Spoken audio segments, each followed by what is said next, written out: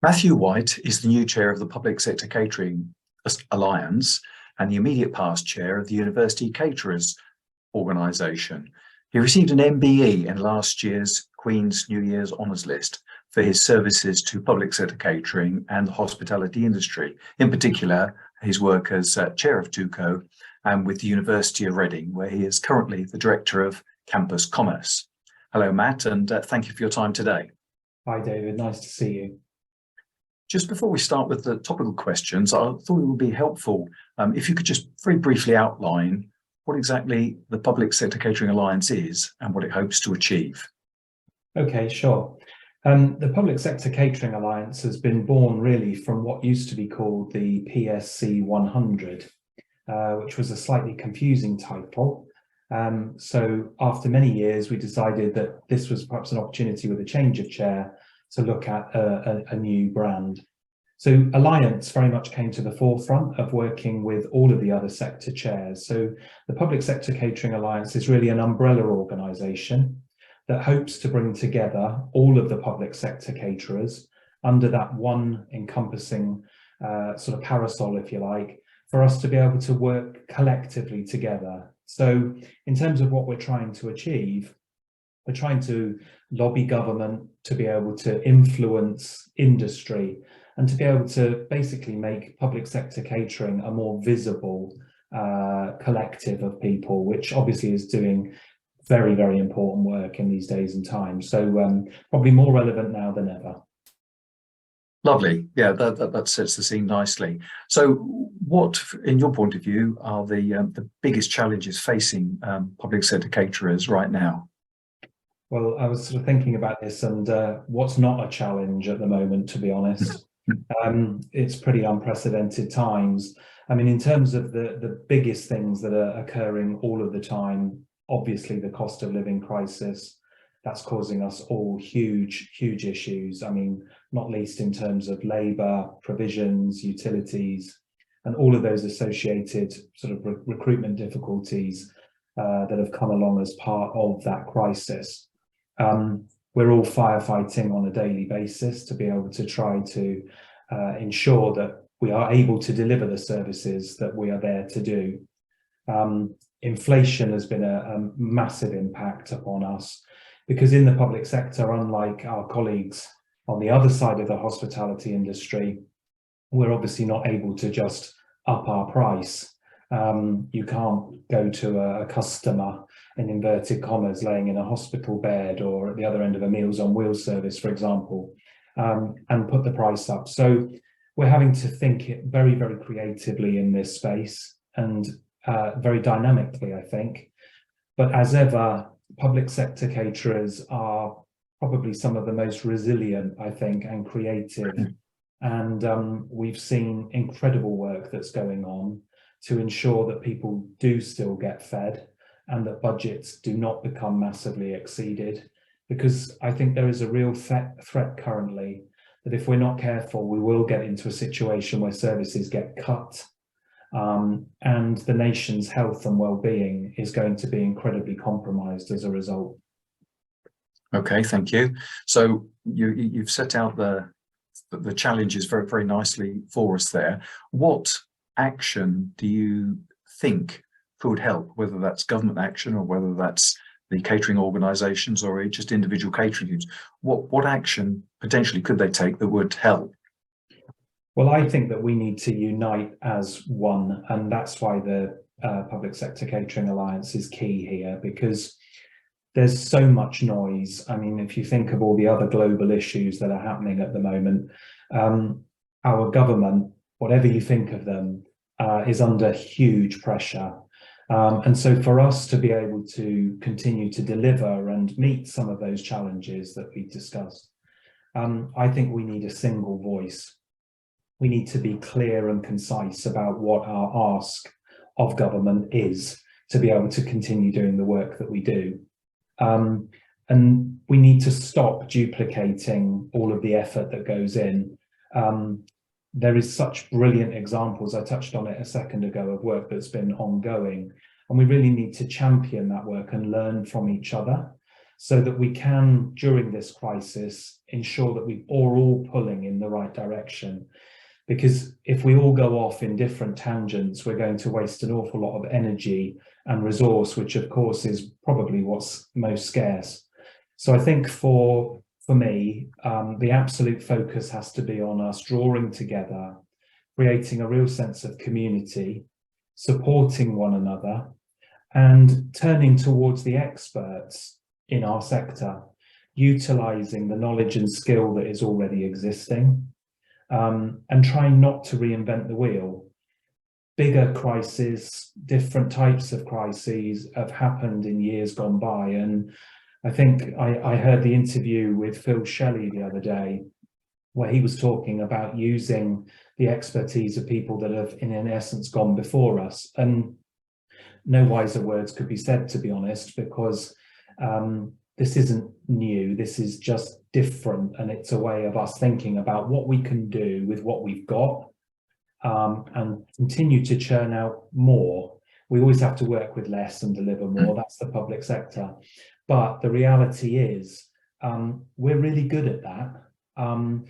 We mustn't be overly optimistic, though, about what we can ask our colleagues to do. We need to be realistic about it. And actually, the survey that we've just launched via Public Sector Catering Alliance is asking all the caterers out there to really tell us what life is like on the front line at the moment. The last time we ran the survey, we got some quite extraordinary results of how people are still managing to deliver. And I heard lots of personal stories of people doing things like in their weekly shop, as a caterer, they're going shopping for their family, and they might add a few items to that shopping basket to then put into the ingredients of what they're actually serving to their customers on the front line. There was one school meals service representative that was talking and was adding in things that they couldn't afford to buy within their budget, so they were buying them personally. We need to understand about those things, because our services that we deliver need to be sustainable in every sense, and the financial sustainability of those is as important as the environmental sustainability that we're all striving to deliver. Or otherwise, those services won't be realistic, they won't continue, and we will see harm done. So we need to be able to understand what the picture is so we can represent it clearly in a single ask, and make the government understand that public sector food is actually at the heart of this nation's health and well-being. If we get it wrong, it's going to have huge impacts on other services, such as mental health services, physical health services in hospitals, care homes, local authorities.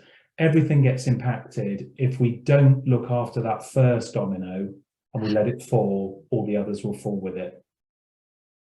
Okay, so you've got the idea of sort of greater collaboration, working together, sort of calling on the expertise within the sector, and just highlighting some of the extraordinary lengths that some caterers are going. How then do you take that message and make sure that the government hears it? How does that next step work, do you think? So one of the great sort of good pieces of news, if you like, of the Public Sector Catering Alliance is that we bring together the top 20 most influential that we believe within the public sector each year. And in a few weeks' time, we have a roundtable event at the Houses of Parliament, actually, where all of those top 20 are brought together and we can discuss these particular issues collectively. That collaboration, again, is key for us to be able to hone that message into something that we can then carry forward. We asked for some members of Parliament to join us at that roundtable. Now, how many we actually end up with on the day is always down to what's happening in the chamber.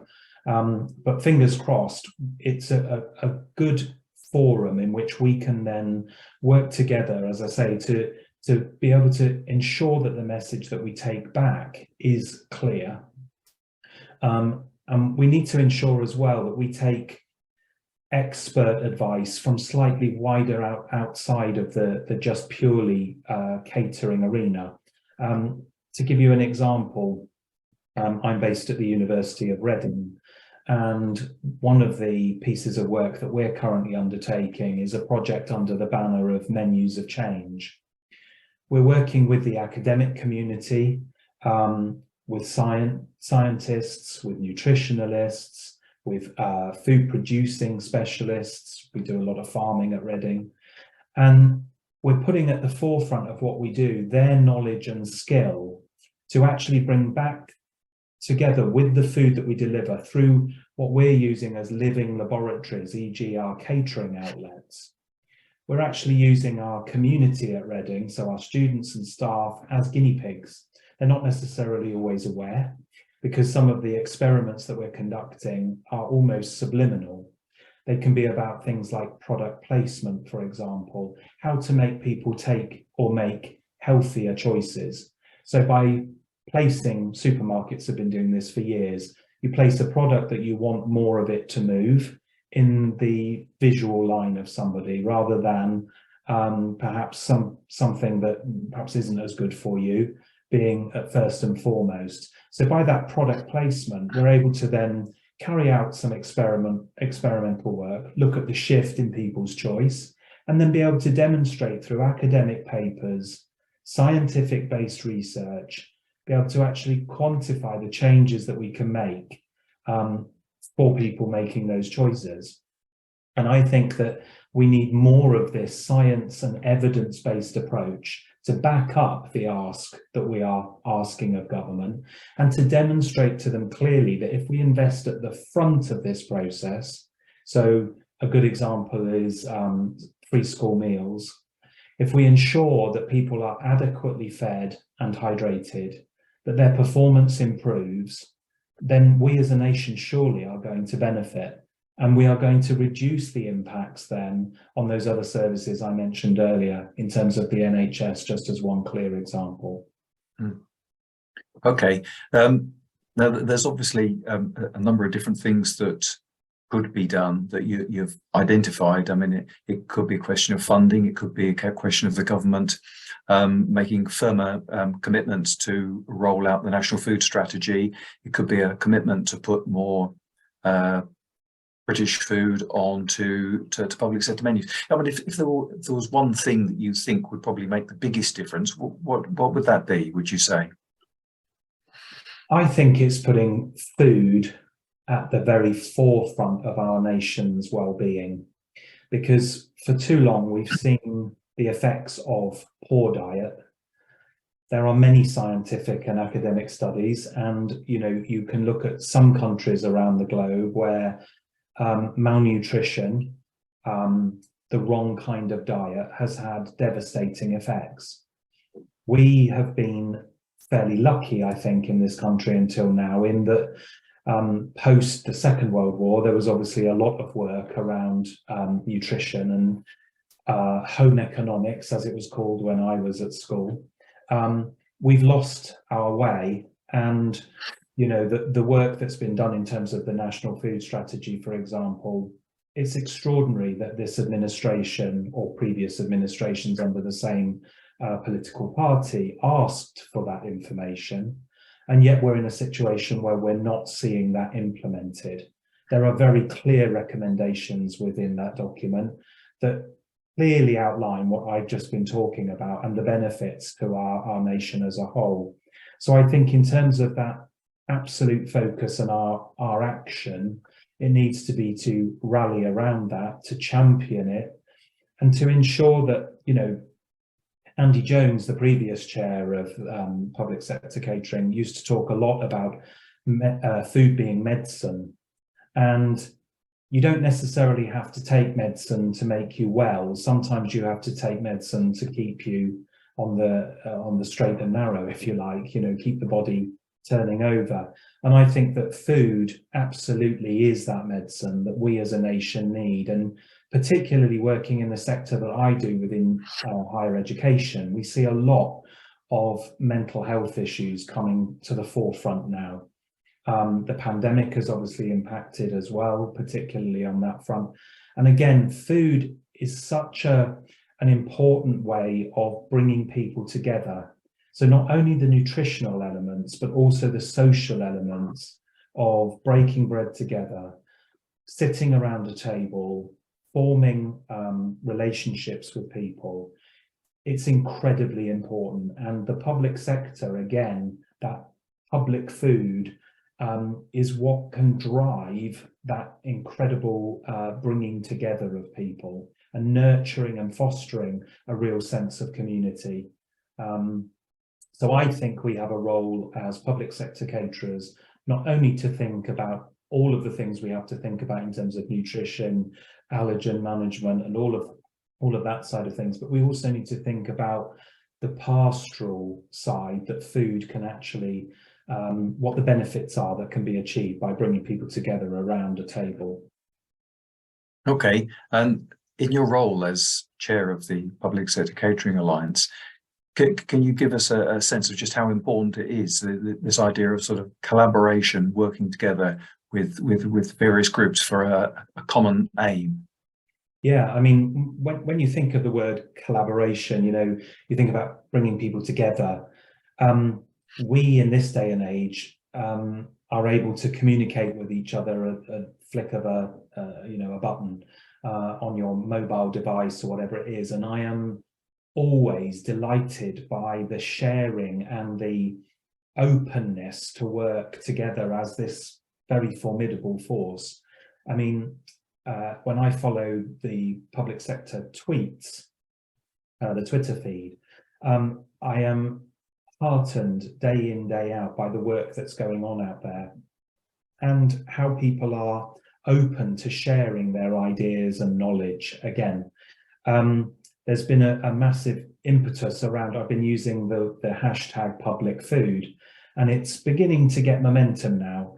So I think that collaboration allows us to be able to work almost in the moment. We can instantly learn from each other just by looking at social media channels. We then obviously have all of the wonderful conferences, events, exhibitions, and we need, as I said before, to think wider than just caterers as well. I spoke recently at the Food Service Equipment Association's conference. And my ask of them was that they innovate in this space of hardship, if you like. We need to ensure that public sector catering reduces its footprints on the globe. And we need to make sure that we're using equipment and technology to enhance what we're doing. So again, that collaboration can mean that we in the public sector perhaps again could become those laboratories for equipment manufacturers and developers to use the really wide landscape of customers that we have to be able to see, how can we improve on what we're doing? How can we reduce food waste? How can we ensure that people have access to food and all of the information that they need to make the right choices? Because we can put wonderful food out in front of people day in, day out, but if they continue to choose unhealthy options or things that are not really going to give them great nutrition, we're really wasting our time. So I think collaboration is probably the new king, and it's such a powerful tool and allows us, we're not in competition with each other in the public sector. Again, unlike the private sector, we're not chasing individual pounds. We're trying to deliver a service, and at the front of that service, at front and forward, must be our knowledge and skill, and it's there for the taking. We can pinch ideas from each other, and people are very, very keen to share. So let's use it. Okay, and so despite the many challenges that we obviously see the industry face, it sounds like you feel a little bit optimistic. Yeah, I think a little bit's an understatement, because one thing that since I've become the chair, I've learned very quickly is that there are literally food heroes out there delivering day in, day out, and they are, I think they're some of the best, because their conviction to deliver each and every time. I mean, again, when you speak to somebody perhaps working in a care home, the difference that they can make by thinking about what they put in front of the customer. So people with terrible dementia. They find it very hard to use cutlery. So watching and learning how people then have adapted menus to use finger food, for example, the delight in that person's face when they taste something familiar. And obviously their whole well-being from, again, interacting at that dining table, it's just awesome to watch. So, I mean, from my perspective, I think that we need to champion more the wonderful vocational aspects of working in our sector. We're throwing lots of money at trying to recruit people at the moment, but I don't think that's the longer term key to success. I think we need to make our sector the one that people choose when they're choosing their career pathway. And so that's really important, that we create pathways for a lifelong career. I've been lucky to work in the public sector nearly all of my working life. I'm in my 34th year within higher education. And I can honestly tell you that I've come from a chefing background all the way through to now I direct quite a large, substantial department. And I think that we need to map those careers for people to inspire them, not only new people coming in to work within the industry, but actually empowering those people that are already with us and facilitating their growth and development. Apprenticeships is a great example of that. So I think we need to champion better what we do. We need to celebrate the success that we have, and we need to make sure that we carry the pride that so many of the people on the front line deliver, and make sure that the world knows about it. Perhaps use those social media channels more to shout and praise what we're doing. Well, on that upbeat note, Matthew White, thank you very much. Thanks, David. Nice to see you.